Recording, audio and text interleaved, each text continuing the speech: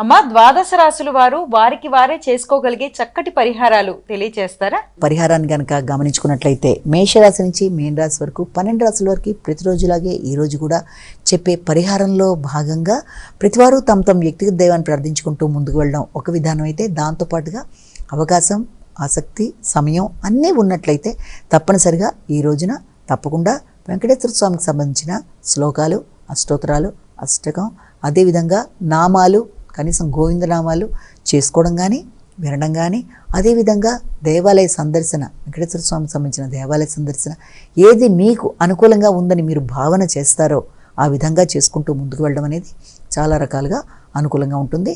అంటే మీరు చేసుకున్నా, లేకపోతే విన్నా, లేకపోతే మీరు దేవాలయ సందర్శన చేసినా, లేకపోతే మీ వ్యక్తిగత దేవతా ప్రార్థన చేసినా, దేనికైనా కావాల్సింది శ్రద్ధ, భక్తి. కాబట్టి మీ అనుకూలతలుని అనుకరిస్తూ మీరు ముందుకు వెళ్ళి దాని పరంగా మీరు గనక చేసుకున్నట్లయితే గోచారరీత్యా ఎదురవుతున్న సమస్యల్ని అధిగమించడానికి చాలా వరకు అవకాశాలు అనేవి కనబడుతూ ఉండే పరిస్థితులు ఉంటాయని మనం ఇక్కడ గమనించుకోవచ్చు. నమస్కారం.